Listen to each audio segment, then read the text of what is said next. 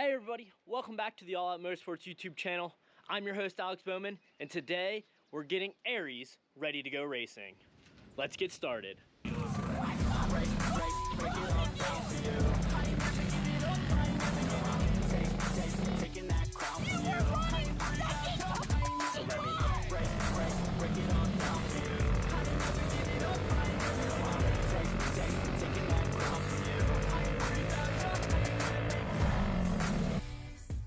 Alright, so exciting day today. We are getting Aries ready to go racing. We already got Nike ready to go, so after this, they'll just be buttoning up a few things and then we'll be ready to go racing in about 2 weeks. Today's also the first time that I'm going to be working on something with my new toolbox, which is extremely exciting because we'll see how my organization and everything turns out. Also, I already love it because, as you can see, I can just wheel it out right next to where I'm working, and it's right there. I've got a nice shelf right here. Before, whenever I needed a shelf or anything, I had to go all the way in there to use that, or whatever. Or just work in the garage, but you know, I like to work out here in the driveway, where I can see the nice, beautiful sun and everything. So this is awesome. A quick rundown on the few things we need to do with Aries. Aries is the cart that I've already been using in the past, so there's not a ton to do, but it's just kind of replacing some lines and stuff. So to start off, we'll be replacing the fuel line here, draining the old fuel out of there. Let's see, I have to re-safety wire some things that I adjusted, put weights back on. I am going to replace this sprocket carrier with this new one. If you remember when I did Aries, I replaced it to that new style, which right now I think I'm going to keep the old style on this one because just with the gears I have, I only have one set of the new style of gears. So I think I'm going to run one cart with one style, one cart with the other. That way I have plenty of gears and stuff. But the one I took off, I am going to put back on and put that on here. That way this one has a nice fresh new one. On my list is a catch can line, but as you can see I already did that. Gotta put graphic savers on. Other than that, that's pretty much it. So shouldn't be too much to do, shouldn't take me too long to do it, but you know, things come up a lot and take longer to do, but hopefully it doesn't happen today. So first things first, I'm going to drop the body off of this and then we'll go ahead and get started. If you've never worked on one of these carts before, the body is super easy to get off. I'll just kind of show you pretty quickly how to do it.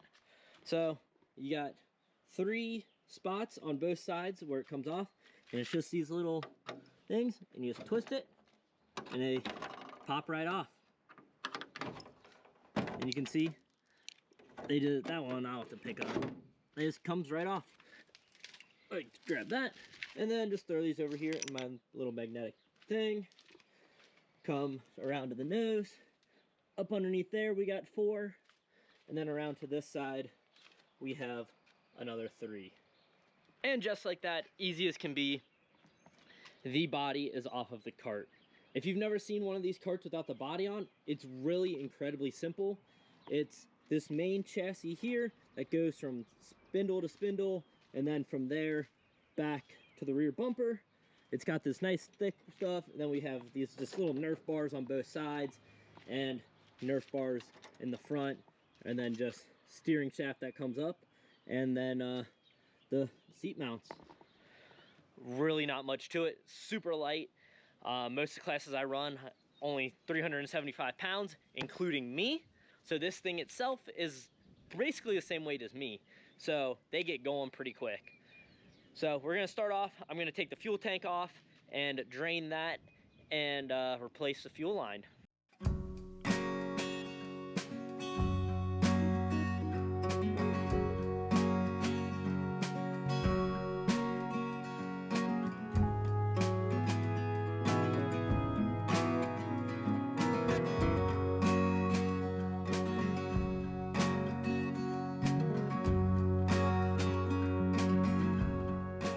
And just like that, I have the fuel system ready to go. Drained all the fuel out of there. Actually, here, I wanna take that off and let that hang so all the old fuel can really evaporate out of there. Ran the fuel line, just looped it up, zip tie there, down along there, out through here, put a little zip tie there just to hold it where I want it, and then on up here, nice new fuel filter as well, up to the fuel pump. I thought about using this old fuel filter as a backup, but then upon investigation, I don't know if you'll be able to see this, right? I think there's one like right there. It's like super cracked. There's a bunch of cracks and stuff in it. So that means that this thing is just going in the trash. So it's nice to have a lot of backups, and if parts are still good when I replace them with nice shiny ones, I will keep them as backups, but that one had a bunch of hairline cracks in it, so I don't want to keep it around and risk messing something up. So the next thing I'm going to do is come around to the rear axle and put this new sprocket carrier on from that came off of Aries, or not Aries, this is Aries. The one that came off of Nike is going to go on here. While I have this off, I'm going to replace the chain as well.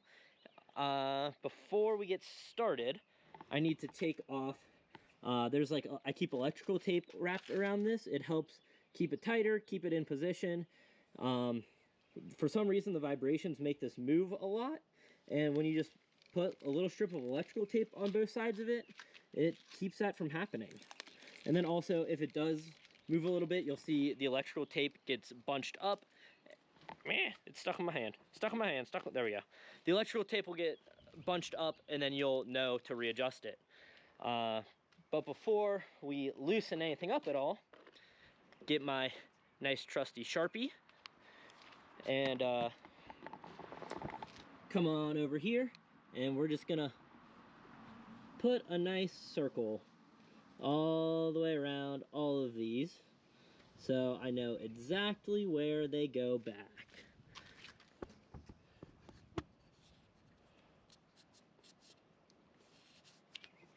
That one's good. These this right here with like where the bearing is isn't as important to mark because it can only go back in one place, because that screw screws into the axle, so like it has to go in that one spot, but I like to do it just to verify and help me getting things lined back up. Circle there, and then the really important one is the wheel hub here, because having this one different actually will change how the kart handles. So it's really important that that one gets back to where it should be. So I'm gonna go ahead and throw you guys back to time lapse while I knock this out. Hopefully it shouldn't take too long.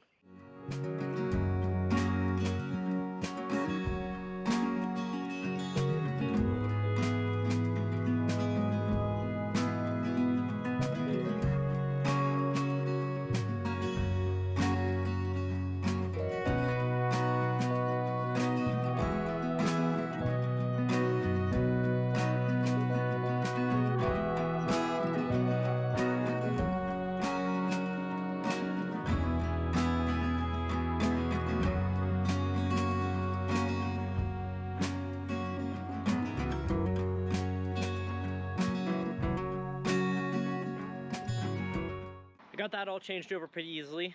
This is definitely one of those moments where I look at and I'm proud of how far that I've been able to come with my like mechanic skills and working on stuff, because this was definitely something that would have been like a whole day project for me when I first started, and now just like that I was able to get that done. So got everything back where it needs to be. This nice new sprocket carrier on here, new chain, spins all nicely. It's rattling a little bit, but I think that's just because there's no tension on the chain. It's just spinning freely down there. Yeah, it turned out pretty nicely. Next thing I'm gonna do is put the clutch on. That way I can hook up the chain and get the engine in a position that I like. Clutch is just right here. It's already ready to go. So just gonna go ahead and slap that on real quick. And just like that, easy as can be, the engine is now all hooked up on Aries. So if you don't know basically what hooking up an engine on one of these things is, basically it's attaching the catch can line. This, with the 206, you also have the carburetor drain line, putting the chain around the clutch, hooking up the fuel line, and hooking up the throttle. And then you got some bolts down here you use to tighten the motor mount to give you the tension that you want. I haven't done that yet just because I'm not firing it up yet, so there's no need to do that. I still want to be able to move it around where I need it. So moving on from there, another important thing I need to do before I fire up any of these engines is an oil change, because the oil has been sitting all winter, so I need to change it. Let's go ahead and do the safety wire before I do any of the body stuff, because the rest of the stuff is just having to do with the body. So we'll go ahead and knock that out real quick. Hold on, let's see. Steering column, the brake, and the axle. So that means what I need to do, safety wire around right here, safety wire, it said brake. What do I need to do on the brake? Oh, I need to safety wire between these bolts in the brake, and then on the ends of the axle right here. Let's go ahead and knock that out.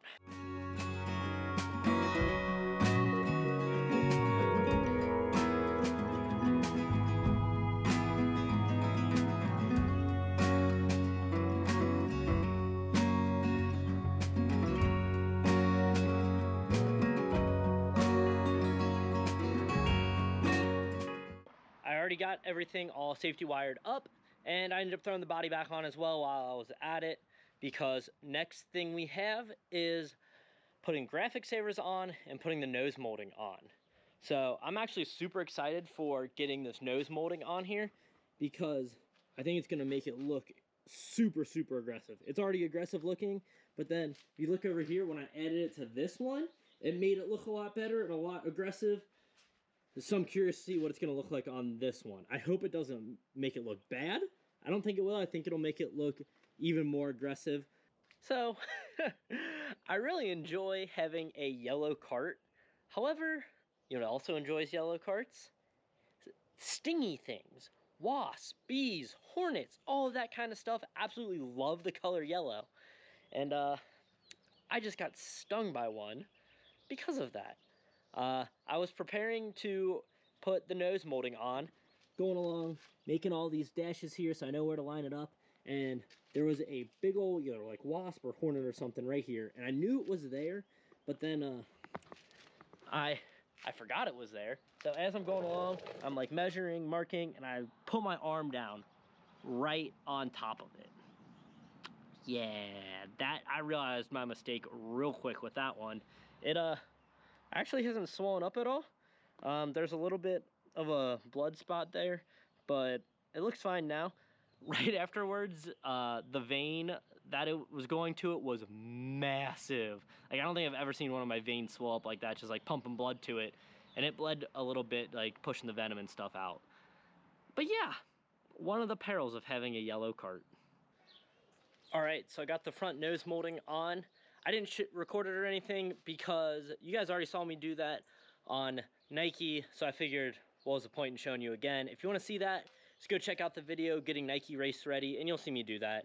And it turned out fantastic. As you can see, it looks great. I had to go ahead and take this 44 off, but I was planning on replacing that anyways. And I did get some yellow rivets in.